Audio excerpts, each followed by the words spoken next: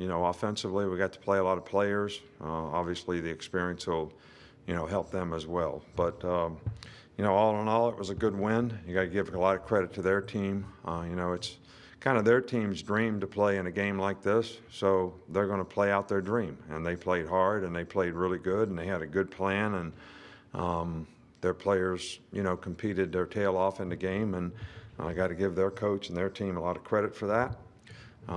But we got to get ready and look forward to the things that we have to do to try to improve ourselves to be able to, play next week at Florida. It's an SEC game, and we'll kind of go from there. We had some guys out today, and Job didn't play, Jalen Armour-Davis didn't play, LeBron Ray still didn't play. Will Anderson went out, checking out his knee. He's questionable as to what his circumstance will be here for the upcoming week. Yes, if you could assess the offensive play, the first few possessions of the game, what you see out there, and what went right, what went wrong? Well, what'd you think?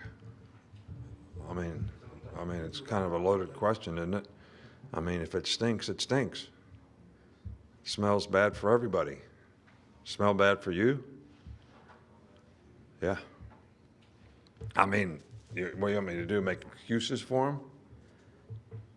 We did a poor job of blocking. They did some movements up front. We didn't sustain blocks. All right, so we didn't have much success running the ball. We stopped ourselves 4 times in the first half with a drop pass on third down, a drop pass that had been a big play pass, and 2 penalties. 1 penalty brought back a touchdown. 1 penalty stopped the drive. So, I mean, I don't know how many possessions we had in the first half, but there's 4 right there where we stopped ourselves. So,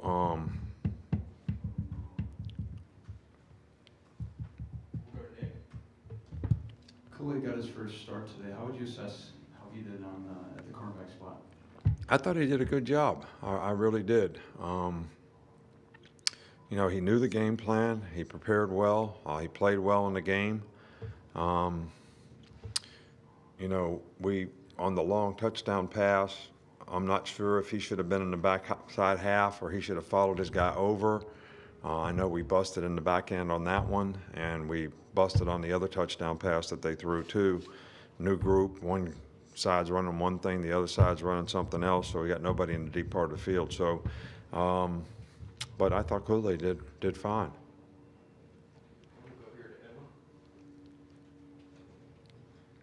Coach, another big freshman come up big today was JoJo Earl. Can you just talk about him as a receiver and a punt returner and what you saw out of him today? Yeah, well, we're trying to get JoJo experience. We think he's an explosive player. He played some last week, caught a couple, shorter passes. We've been working him as a punt returner, trying to get him to gain confidence. So as soon as we saw that they were going to punt us the ball today, Slade is very dependable back there, but JoJo can be very explosive. But again, penalties. I mean, the one thing you got to have is you got to be able to be disciplined as a player. You got to have discipline as a player. It means the choices and decisions that you make as a football player are legal, and you're not getting penalties. And you got to maintain your intensity so that you can have good discipline. And that's how you create the right kind of habits. All right, so we had 5 penalties on special teams last week. I don't know how many we had today. All right, but it's ridiculous. And we got to get it fixed. Come over here, Kurt. Yes, excuse me. Game that got started for you sort of with a special teams play, and I know it was maybe up and down, but I just wondered if you'd talk about the overall special teams play today.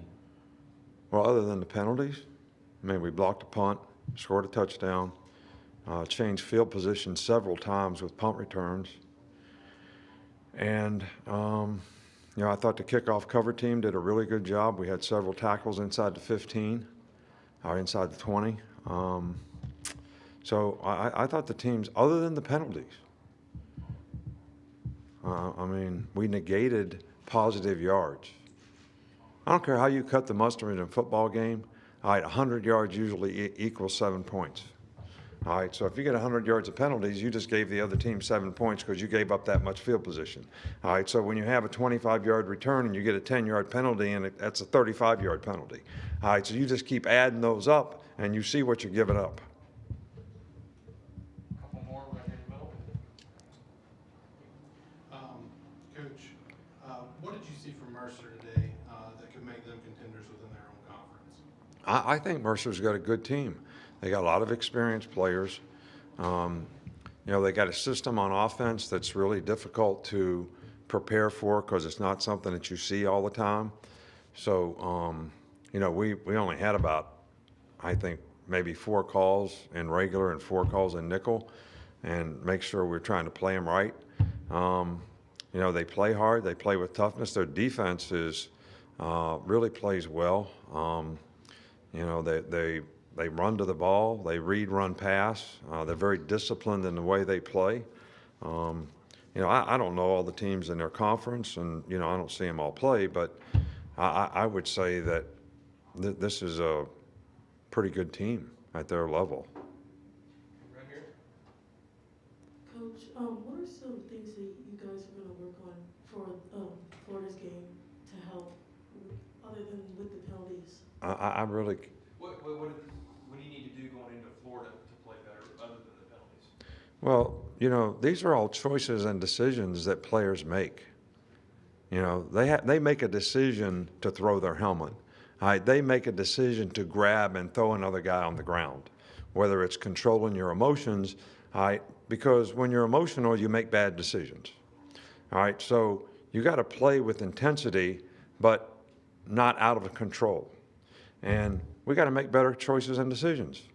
Just, you know, your question would be like somebody asking me, how are you going to get this guy to quit swinging at balls over his head in baseball?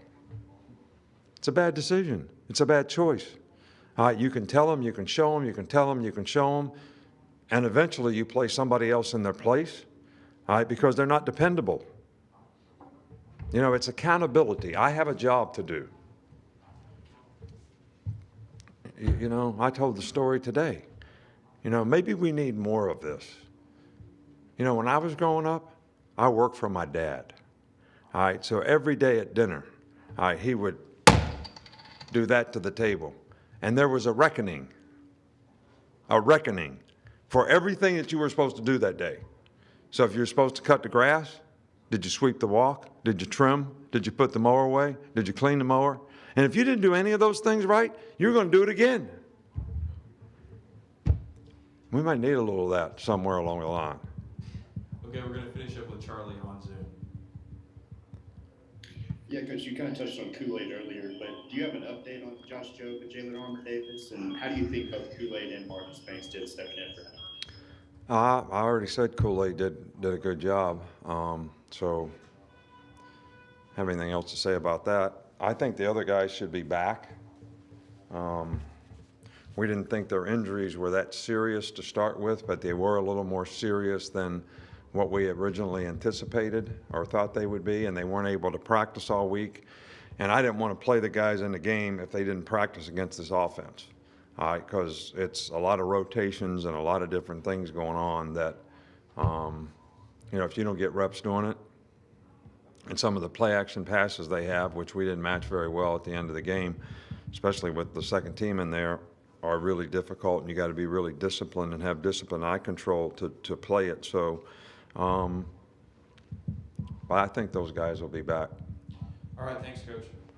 All right, thank you. I Give us hope you all don't think I'm mad at you. I'm not. I'm just kind of, you know, if you're frustrated with the penalties, I'm like 10 times more frustrated.